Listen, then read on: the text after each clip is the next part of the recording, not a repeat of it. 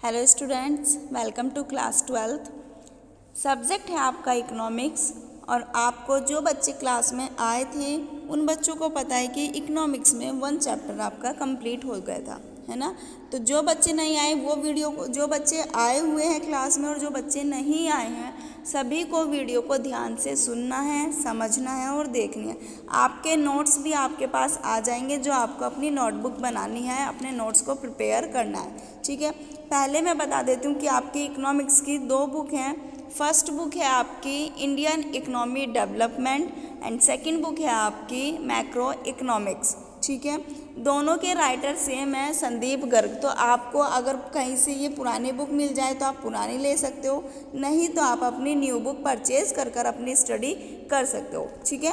तो आपको अपनी स्टडी करने के लिए आपके पास नोट्स बुक होनी चाहिए, और जो वीडियो PDF के थ्रू आपके पास वर्क आएगा, उस वर्क को, उस वीडियो को प्रॉपर से आप सुनोगे और अच्छे से अपना वर्क कंटिन्यू करोगे, क्योंकि इस ईयर आपके 12th बोर्ड एग्ज़ाम है, आपको बहुत अच्छे से अपना रिजल्ट अच्छा करना है। क्लियर है?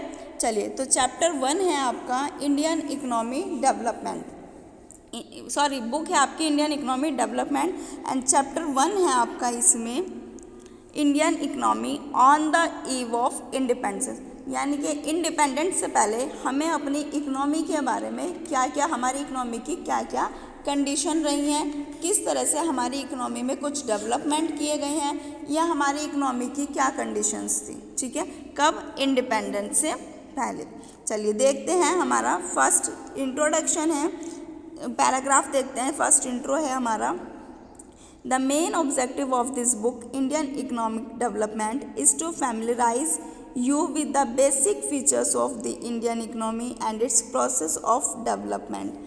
कि भाई इस बुक का जो हमारा उद्देश्य है हमारे इंडियन इकोनॉमिक ऑफ डेवलपमेंट का, वो क्या है कि भारतीय अर्थव्यवस्था आपको किस तरह से हमें इसको इंट्रोड्यूस कराना है, किस तरह से हमें इसके बेसिक फीचर्स को देखना है और किस तरह से हमें इसमें डेवलपमेंट करना है ना। In order to understand the various phases of development, हमें इसको समझने के लिए इसके डेवलपमेंट के प्रोसेस को समझना चाहिए। It is important to first look at the state of India economic prior. यानी कि जितने भी हमारे विचार हैं, जितने भी हमें फर्स्ट लुक इसमें देखना है, इकोनॉमीज़ को पहले से देखना है कि हमारी इंडियन इकोनॉमी जो इंडिपेंडेंस से पहले की थी, उसके लिए हम क्या क्या विचार ला सकते हैं, कि हम अपनी भारत की आज़ादी के बाद इसकी हमारी क्या रणनीति, क्या स्ट्रेटजी रहनी है ना। तो idea of the various considerations that shaped India past independence development stage. तो हमें एक ऐसी रणनीति को तैयार करना है जिसके थ्रू हम अपनी इंडियन इकोनॉमी में कुछ ना कुछ डेवलपमेंट कर सके, ठीक है। तो अगर हमें आज़ादी से पहले भारत की अर्थव्यवस्था को सही करना था, तो उसके लिए विभिन्न विचारों को भी हमें सही करना होगा, हमें अपने आइडिया बनाने होंगे, हमें अपनी रणनीति को तैयार करना होगा। तो ये आपके एक इंट्रोडक्शन में बताया गया है, ठीक है। नेक्स्ट आगे चलते हैं। आगे है आपका basic purpose of British rule. देखो, इस चैप्टर में आपके जो भी हम रूल्स रेगुलेशंस पढ़ेंगे वो सब हमारे किस पर होंगे, ब्रिटिश पर डिपेंड होंगे। क्योंकि पता है हमें इंडिपेंडेंस से जितना भी हमारा सारा जितना भी रूल्स रेगुलेशंस फॉलो किए जाते थे, या जितना भी हमारा सारा वर्क किया जाता था, वो सब ब्रिटिश के अंडर में होता था, ठीक है। चलिए, the main purpose of British rule in India was to use Indian economy as a feeder economy for the development of British economy। कि भाई इंडिया का, भारत का जो मुख्य उद्देश्य है वो ब्रिटिश अर्थव्यवस्था के विकास के लिए भारतीय अर्थव्यवस्था के रूप में उपयोग करना। मतलब जितनी भी हमारी इंडियन इकोनॉमी थी, तो ब्रिटिश लोग चाहते थे कि हम जितना भी अपनी इंडियन इकोनॉमी में जितना भी वर्क करें वो ब्रिटिश लोगों के लिए करें। हम अपना काम भी अगर कर रहे हैं तो वो ब्रिटिश अर्थव्यवस्था को डेवलपमेंट करने के लिए कर रहे हैं। इसलिए उन्होंने किसके रूल्स फॉलो करने थे, हमें ब्रिटिश रूल फॉलो करने थे। British colonial rules tempered the Indian economy very badly. British rule हमारे भाई हमारी इंडियन इकोनॉमी के लिए तो वो बहुत ज़्यादा बेकार थे, वेरी बैडली थे, क्योंकि हमारी उससे कुछ भी इकोनॉमी अच्छी नहीं हो रही थी। They exploited Indian natural as well as human resources for the glory of their own country. तो यहाँ से क्या हुआ कि उन्होंने क्या करा, भारत को प्राकृतिक यानी कि नेचुरल वे में उन्होंने क्या करा कि अपने देश के गौरव के लिए, खुद के देश के गौरव के लिए ह्यूमन रिसोर्सेज का शोषण करना, यानी कि मानव संसाधन का शोषण करना शुरू कर दिया। Finally after 200 years of British rule, यानी कि फाइनली क्या हुआ, अंत में ब्रिटिश शासन के 200 ईयर्स के बाद ब्रिटिश के रूल थे उन पर हमने स्वतंत्रता पाली, और हमारा हमें जो रूल्स मिले थे वो 15 अगस्त 1947 को हम उनसे रिलीफ हो गए, उनसे हमें इंडिपेंडेंस मिल गई, और तब से हमने अपने रूल्स बनाने, अपनी इकोनॉमी को अच्छा करना शुरू कर दिया। लेकिन उससे पहले हम क्या कर रहे थे, हम ब्रिटिश के रूल्स रेगुलेशंस को फॉलो कर रहे थे, जिससे हमारी इंडियन इकोनॉमी बहुत ज़्यादा बेकार होती जा रही थी। क्लियर हो गया। नेक्स्ट पर आते हैं। नेक्स्ट टॉपिक हमारा क्या है, लो level of economic development under colonial rule, है ना। तो डेवलपमेंट के लेवल के अकॉर्डिंग अगर हम देखें तो हमारा जो स्तर था वो बिल्कुल नीचे होता चला गया था, है ना। तो लो लेवल ऑफ इकोनॉमिक डेवलपमेंट यानी कि विकास के कम स्तर के कारण उच्च स्तर, यानी कि हमारा जो लेवल था वो इकोनॉमिक डेवलपमेंट का लो होना शुरू हो गया। फर्स्ट पर आते हैं प्रॉस्पेरियस इकोनॉमी, यानी कि अब हमारा क्या हो गया, समृद्ध आर्थिक, यानी कि हमारी जो इकोनॉमी थी वो एक अच्छी इकोनॉमी के रूप में आने लगी धीरे धीरे। तो क्या था, India was on independent self reliant and prosperous economy, कि भारत एक स्वतंत्र, आत्मनिर्भर और समृद्ध अर्थव्यवस्था बनाना चाहता था, या समृद्ध अर्थव्यवस्था थी। भाई अब धीरे धीरे हमारी इकोनॉमी क्या होती चली जाएगी, अच्छी होती चली जाएगी। ठीक है। नेक्स्ट पॉइंट आता है एग्रीरेन इकोनॉमी मीन्स कृषि अर्थव्यवस्था। तो agriculture was the main source of livelihood for most people in it engaged about 2/3 of the total population. Means कृषि अर्थव्यवस्था कहती है कि एग्रीकल्चर कहता है अधिकांश लोगों के पास आजीविका, यानी कि उनके रहने के लिए, उनके खाने के लिए सबसे ज़्यादा वो किस पर डिपेंड थे, वो भाई एंगेज्ड थे किससे, एग्रीकल्चर से थे। उन पर वो डिपेंड किस पर थे, कृषि पर थे, क्योंकि वो ही उनका मेन सोर्स था। तो यह कुल आबादी का टोटल पॉपुलेशन का कितना था, 2/3 पोर्शन एग्रीकल्चर पर डिपेंड था। क्लियर हो गई बात। नेक्स्ट आता है आपका वेल नो हैंडीक्राफ्ट इंडस्ट्री, यानी कि यहाँ पर इन्होंने क्या कर दिया, फिर हैंडीक्राफ्ट इंडस्ट्री को अपनाना शुरू कर दिया, है ना, कि भाई बहुत अच्छी handicraft industry. India was also no for its handicraft industry, क्योंकि इंडिया के लोग सबसे पहले भाई हाथों से बनाई हुई चीज़ों का ही प्रयोग करते थे। तो उन्होंने हाथों से बनाई हुई चीज़ों की इंडस्ट्रियाँ लगानी शुरू कर दी। चलिए देखते हैं टॉपिक में क्या कहा है। India was also no for its handicraft industries in fields of cotton and silk, textile, metal and precious stone work, कि भाई भारत में कपास और रेशम की जो वस्तुएं, जो धातु होती हैं, या जैसे कीमती हमारे पत्थर होते हैं, स्टोन वर्क होता है ना, तो ये सब चीज़ें उन्होंने हैंडीक्राफ्ट की इंडस्ट्रियाँ लगानी शुरू कर दी, क्योंकि जिससे धीरे धीरे हमारा हैंडीक्राफ्ट का काम बढ़ता चला जाएगा, वैसे वैसे हमारी इकोनॉमी अच्छी होती चली जाएगी। ठीक है। Handicraft products enjoy a world wide market due to its reputations of fine quality of material used the high standard of craftsmanship। यहाँ पर क्या हुआ, सभी लोगों ने हैंडीक्राफ्ट प्रोडक्ट को एंजॉय करना शुरू कर दिया, हमारी मार्केट में एक रैपो बननी शुरू हो गई और हम अच्छी क्वालिटी को भी यूज़ करने लगे। तो यहाँ पर हाई स्टैंडर्ड का एक हमारा लेवल बढ़ने लगा। क्लियर हो गया। ठीक है। नेक्स्ट पॉइंट पर आते हैं। नेक्स्ट पॉइंट हमारा क्या है नेक्स्ट पॉइंट आता है हमारा लो level of national and per capita income, कि हमारी जो नेशनल इनकम है उसका लेवल भी कैसे हो गया, नेशनल पर कैपिटा इनकम, प्रति व्यक्ति आय का निम्न स्तर, की हमने धीरे धीरे पर पर्सन इनकम देखना शुरू कर दिया। ठीक है।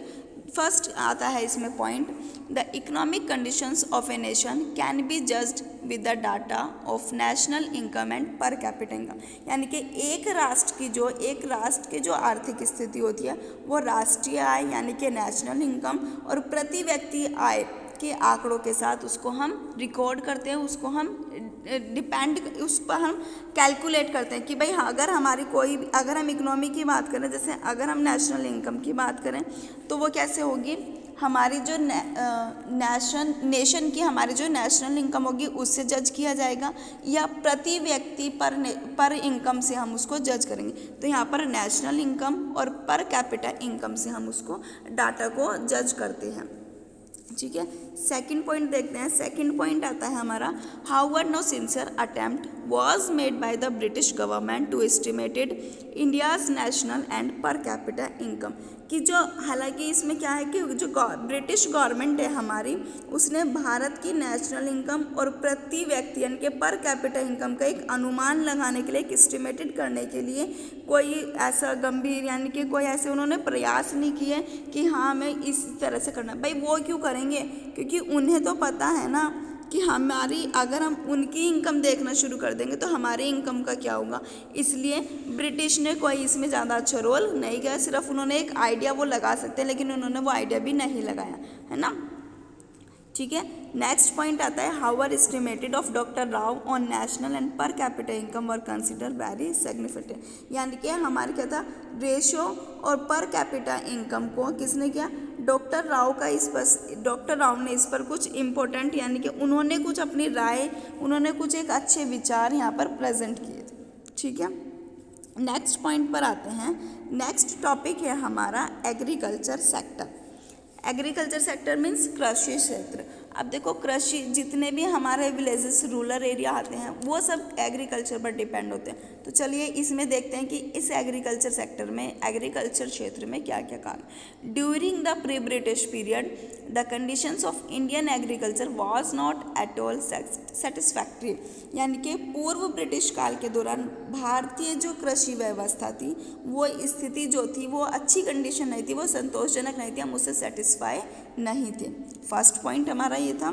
सेकंड पर आते हैं, यहाँ पर देखते हैं हम, Indian economy under the British economical rule was ओवरवाइव mainly rural and agriculture in character, कि भाई जो ब्रिटिश का हमारा जो कॉलोनिकल रूल्स थे उसके औपनिवेशिक शासन के तहत भारत की जो अर्थव्यवस्था थी भाई उसकी जो एग्रीकल्चर कैरेक्टर था उसका वो भी बहुत अच्छा नहीं था, वो भी बहुत रूरल था, बहुत पुअर था, है ना। क्योंकि भाई हम किसके रूल को फॉलो कर रहे थे, हम ब्रिटिश के रूल को फॉलो कर रहे थे। और जब ब्रिटिश लोगों के साथ में इंडिया की कंडीशंस कैसे अच्छी हो सकती, क्योंकि वो तो अपने रूल्स रेगुलेशंस को फॉलो करेंगे ना।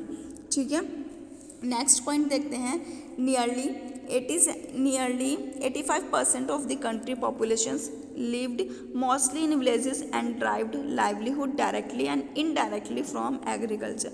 लगभग 85% देश की आबादी ज़्यादातर गाँव में रहती है, और जो डायरेक्टली या इनडायरेक्टली, डायरेक्टली मीन्स जिनके पास खुद के खेत हैं वो तो डायरेक्टली अपने खेतों में काम कर रही है, खेती कर रही हैं, ये तो वो हो गया। इनडायरेक्टली जो किसी दूसरे के खेतों में जाकर मजदूरी कर रही हैं, यानी कि उन्हें उस पर कुछ पैसे मिलते हैं ना। तो डायरेक्टली या इनडायरेक्टली वो लोग किस पर डिपेंड है, एग्रीकल्चर पर ही डिपेंड है, और उनकी इसी से क्या चलता है, उनका जीवन चलता है। तो 85% हमारे यहाँ पर इंडिया में ऐसे हैं जो एग्रीकल्चर पर डिपेंडेड हैं। ठीक है, एग्रीकल्चर सेक्टर का क्लियर हुआ। नेक्स्ट पर आते हैं, main reasons for strangest in agriculture sector, कि कृषि क्षेत्र में ठहराव के कुछ जो रीज़न रहे हैं वो क्या क्या है। The strangeness in the agriculture sector was causes due to the following reason, कि कृषि के क्षेत्र में स्थिरता निम्न कारणों के कारण हुई। फर्स्ट, लैंड सेटलमेंट सिस्टम, कि यहाँ पर जो था कि एक सिस्टम रखा गया, एक प्रणाली अपनाई गई, और वो प्रणाली कौन सी थी, हमारी लैंड सेटलमेंट की प्रणाली थी। ठीक है, चलिए देखते हैं। The most important reason for strangest in agriculture sector was the introductions of zamindari system by the colonial government, कि भाई कृषि के क्षेत्र में ठहराव का सबसे महत्वपूर्ण, सबसे इम्पोर्टेंट कारण जो रहा है वो औपनिवेशिक कॉलोनियल रूल्स रहे हैं, क्योंकि उनके द्वारा क्या हुआ है, जमींदारी सिस्टम को बढ़ावा दिया गया, जमींदारी व्यवस्था का इंट्रोड्यूस कराया गया।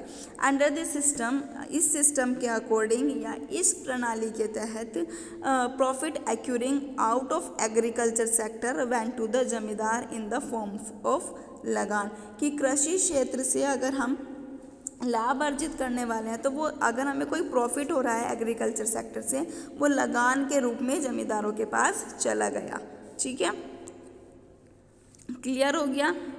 सेकंड पॉइंट आता है इसमें कॉमर्शलाइजेशंस ऑफ एग्रीकल्चर, कि भाई जो कृषि का कॉमर्शलाइजेशन, कृषि का जो व्यवसायीकरण है वो किस तरह से हुआ। Commercialisations of agriculture means productions of crops for sale in the market rather than for self consumptions, कि भाई इसके जो व्यवसायीकरण की बात करें, अगर हम क्रॉप्स के थ्रू हम प्रोडक्शन कर रहे हैं, हम अपना जो हमें सेल्फ खुद का कंज्यूम करना है वो भी हमने क्या कर दिया, वो भी हमने मार्केट में सेल कर दिया। उन क्रॉप्स का, उन सारे चीज़ों का, उन फसलों का उत्पादन भी हमने कहाँ कर दिया, मार्केट में सेल कर दिया, क्योंकि हमने यहाँ पर ब्रिटिश के रूल्स को फॉलो किया, क्योंकि वो उस चीज़ को भी क्या कर रहे हैं, बाहर सेल कर रहे हैं और उससे अर्निंग हो रही है। ठीक है, थर्ड पॉइंट आता है इसमें हमारा लो level of productivity. Low level of productivity means जितना भी प्रोडक्शन किया जा रहा है उसका लेवल लो होना।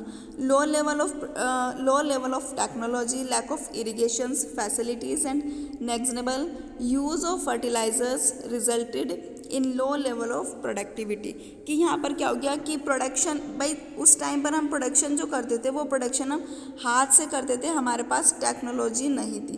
तो सबसे पहले तो प्रौद्योगिकी का हमारा लेवल कम हो गया, उसके बाद इरिगेशंस मीन्स हमारी जो सिंचाई थी उसकी व्यवस्था कम हो गई, उसकी सुविधाओं में कमी थी, फिर फैसिलिटीज़ नहीं थी। नेग्लिजिबल हमारा होता है कि हमने उन चीज़ों को ध्यान नहीं दिया, है ना।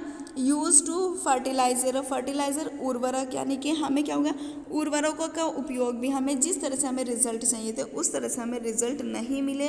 किस कारण से, क्योंकि प्रोडक्टिविटी का जो लेवल था वो बिल्कुल लो था, हमारे पास फैसिलिटीज़ वहाँ पर नहीं थी। अब हम क्या करते हैं, अगर अब हमें खेतों में काम करना है, अब हमारे पास टेक्नोलॉजी भी है, हमारे पास फैसिलिटीज़ भी है, हर एक चीज़ प्रोवाइड है, इसलिए हमारी इकोनॉमी अब अच्छी है, एग्रीकल्चर भी हमारा अब अच्छा है ना। तो बच्चों ये आपका फर्स्ट चैप्टर का कुछ पोर्शन था जो आपको वीडियो के थ्रू एक्सप्लेन किया गया है। उम्मीद करती हूँ आप इस वीडियो को ध्यान से सुनोगे, समझोगे, और आपके पास PDF के थ्रू जो नोट्स आएंगे आप उनसे अपने नोट्स भी प्रॉपर प्रिपेयर करोगे। ठीक है, thank you, have a good day.